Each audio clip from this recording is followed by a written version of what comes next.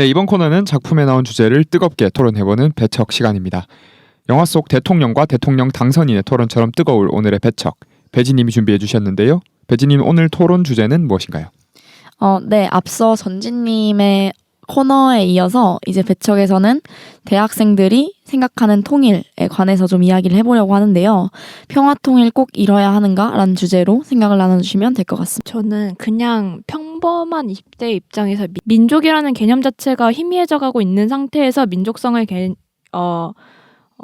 그 하나의 주장으로 해서 통일의 당위성을 설명하기는 그 당위성이 조금 떨어지지 않나? 그러면은 20대한테 통일에 대한 당위성을 설명을 하려면 민족성이라는 추상적인 개념 말고 실리적인 이득이 나와야 되는 지점이라고 생각을 하는데 혹시 어떤 네, 그래서 제가 그렇죠. 좋습니다.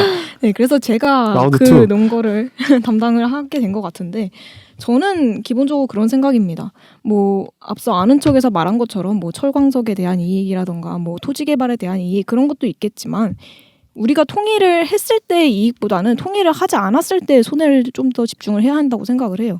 통일을 우리가 하지 않았을 때 북한이 얼마나 갈 수 있을까? 부자도 3대면 사실 망한다고 하잖아요. 근데 김 씨는 벌써 지금 3대째고 제가 보기에는 그리고 많은 전문가가 보기에는 사실 북한이 오래 유지될 수 있는 국가는 아니란 말이죠. 언젠가는 붕괴할 거고 그럼 붕괴됐을 때 그 나라가 과연 어디로 흡수될 것인가. 지금 상황으로 보자면 100% 중국이겠죠. 그럼 그렇게 됐을 때 우리가 지금은 그나마 반도라는 어떤 이름이나마 유지하고 있는데 거기서 우리가 국경을 직접적으로 맞드는 국가가 중국이 되고 사실상 섬나라나 다름없는 형태가 되어버리고 진짜 우리 국토가 여기에서 한정되어 버렸을 때 우리가 얼마나 큰 손해를 입게 된가에 대해서 좀 더 생각을 해봐야 된다고 생각을 하고 그럼 그런 측면에서 우리가 북한을 우리 쪽으로 만들 수 있다면 당연히 좋은 거잖아요. 그래서 그런 측면에서 이제 민족적인 어떤 그런 이데올로기가 사용된다고 봐요. 사실 민족적인 이데올로기가 주가 되어서 그것 때문에 통일을 해야 된다라기보다는 이런 실리적인 이유들이 있고 그런 것을 위해서 우리가 효과적으로 사용할 수 있는 매개가 바로 민족 이데올로기다라고 생각을 합니다. 근데 그 부분은 의외로 되게 설득적으로 다가오는 게 그럼 이 부분에서 저는 반대로 홍 저는 회장님께 북한이 금방 붕괴하지 않을 거라고 보기 때문에 아니 그러니까 그거를 차지하고 그럼 이 부분에서 제가 그 통일에 반대하는 쪽에 묻고 싶은 질문은 네. 그거예요.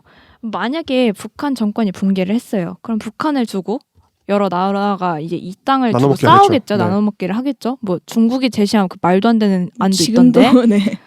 그러면은 홍 회장님은 통일을 반대를 하니까 그 땅은 우리한테 필요 없다고 생각을 하세요? 아니요, 필요 없는 게 아니고요.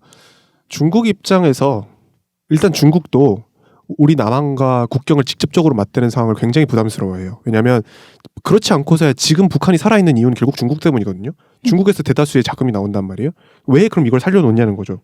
그렇다고 했을 때 단순히 공산권 국가로서 우리가 지켜줘야지로 해석하기엔 이미 늦었어요. 왜냐하면 유엔 안보리에서 이미 제재도 많이 들어갔고 북한을 잡고 있는 것이 오히려 손해가 되는 상황이 온단 말이에요. 그럼 지금 북한을 왜 중국이 살려두고 있느냐면 그건 결과적으로 남한, 더 나가면 일본, 더 나가면 미국과 직접적으로 국경을 맞대서 잘못하다가는 대리전을 하게 되는 상황이 굉장히 부담스럽기 때문이에요. 그렇다는 차원에서 일단 그래서 첫 번째로는 북한을 붕괴시키지 않을 가능성이 상당히 높다.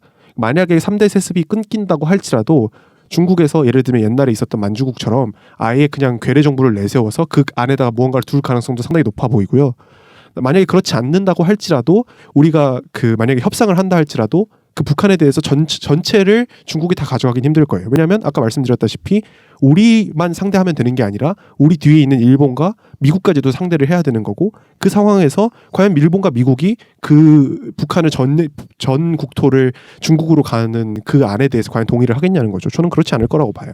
그러니까 그런 거를 떠나서 통일을 반대를 하신다고 했잖아요. 네. 근데 그 입장에서도 북한 정권이 붕괴를 했을 때 통일을 반대하는 사람들도 북한 정권이 붕괴를 한 이후에는 그 땅은 우리 땅이라고 네, 생각을 맞죠. 하지 않을까요? 그러니까 그건 통일이 아니죠. 그러니까 통일이라는 건 국가 대 국가 사이에서 평화 통일은 특히나 국가 대 국가 사이에서 그 국가가 평화적으로 두 개의 국가가 하나가 되는 걸 의미하는데 이건 통일이라기보다는 한쪽이 한쪽 흡수하는 형태가 되는 거죠. 사실 지금 중국에서는 동북공정이라는 거를 네. 통해서 이제 역사를 살짝씩 왜곡을 그렇죠. 하고 있잖아요. 그래서 차후에 북한 정권이 그 붕괴가 되었을 때 자기들이 그쪽 영토를 먹을 수 있게끔 유도를 하고 있는데 사실 저는 이게 계속 진행됨에 따라서 시간이 지나면서 점점 더 뭐랄까요 5대 5인 상황이라고 하면 지금 상황을 네. 이게 북한 정권 붕괴 후에 영토를 나눠 가진 게 5대 5라고 하면은 점점 더 그 비율이 중국 쪽으로 많이 갈 것 같거든요. 그러면은 이에 대해서는 사실 해결책이 통일밖에는